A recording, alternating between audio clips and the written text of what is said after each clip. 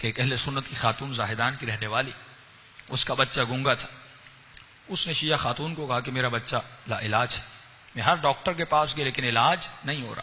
اس شیعہ خاتون نے کہا چلیے ہمارے پاس ایک ڈاکٹر ہے جو آپ کا علاج کرے گا. یہ ان کو جمکران لے گئی، کہا 2 رکعت نماز امام زمانہ پڑھو جس میں ایاک نعبد ایاک نستعین 100 مرتبہ اور ذکر رکوع 7 مرتبہ، ذکر سجدہ 7 مرتبہ آپ نے بھی پڑھی ہوگی 15 شعبان کو. فرمایا 2 رکعت نماز پڑھو، اس کے بعد سجدے میں جاؤ اور 100 مرتبہ ذکر صلوات کرو. یہ خاتون کہتی ہے میں نے یہی کیا، سجدے میں جا کر 100 مرتبہ ذکر صلوات کیا.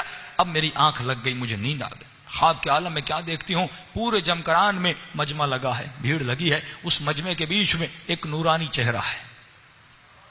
میں سمجھ گئی یہ وہی ہے جو میرا مسئلہ حل کرے گا، یہ وہی ہے جو میری مشکل کو حل کرے گا. لیکن میں بات کرنا چاہتی تھی، جیسے میری زبان پر تالے لگ گئے. میں بات کرنا چاہتی تھی لیکن پورا وجود میرا کانپ رہا تھا، کیسے بات کروں. ایک عجیب ہیبت میرے وجود پہ طاری ہو گئی. ایک مرتبہ اس شخص نے مڑ کر دیکھا کہ چہرہ چاند کی طرح چمک رہا تھا. انہوں نے کہا خاتون اپنے بیٹے کی شفا کے لیے آئی ہو؟ میں نے کہا مولا شفا کے لیے آئی ہوں. کہ تم نے نماز پڑھی؟ میں نے کہا مولا نماز پڑھی. کہ دوبارہ نماز پڑھو.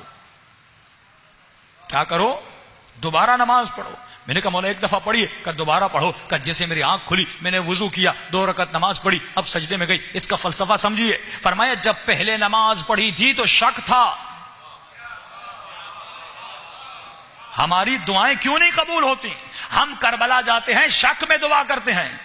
دعا کرنے کے اپنے آداب ہیں. اگر مجھے وقت ملا اگلی مجلسوں میں آداب دعا بتاؤں کہ دعا کرنے کا طریقہ، دعا کرنے کے آداب ہیں. جب دعا کرو تو کیسے کرو؟ کیا مسئلہ ایک دعا کرتا ہے اسے شفا ملتی ہے؟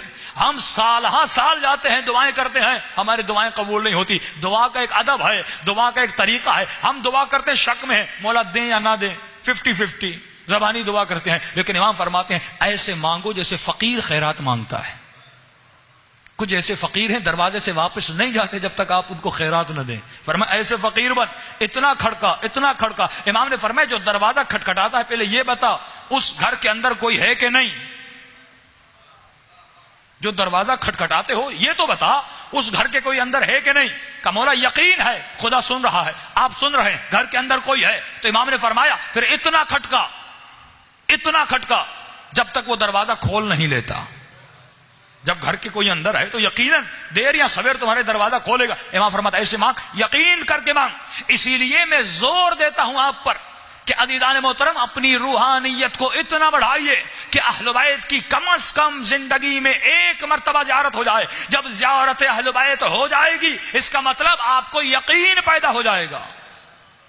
ابھی ہم علی ولی اللہ کہہ رہے ہیں، امام زمانہ کو مان رہے ہیں، امام حسین کو مان رہے ہیں، لیکن یقین کب ہوگا؟ جب یہ آنکھیں امام کی زیارت کر لیں، جب یہ آنکھیں وجود انور امام زمانہ یا امام حسین یا مولا علی یا رسول خدا کو دیکھ لے. کم از کم کسی کو دیکھیں تو صحیح تاکہ یقین اور مقام اطمینان پیدا ہو جائے. کیوں حضرت ابراہیم نے کہا اے خدا مجھے زندہ کر کے دکھا؟ کیوں امام کے اصحاب نے کہا کہ مولا ہم دیکھنا چاہتے ہیں آپ کس طرح مردوں کو زندہ کرتے ہیں؟ لیطمئن قلبی، تاکہ قلب مطمئن ہو جائے. تو اطمینان قلب کے لیے ضروری ہے کم از کم زندگی میں 1 مرتبہ بھی اپنے مولا کی زیارت ہو جائے تاکہ یقین ہو جائے. فرمایا اس کو شک تھا. امام نے کہا دوبارہ نماز پڑھ.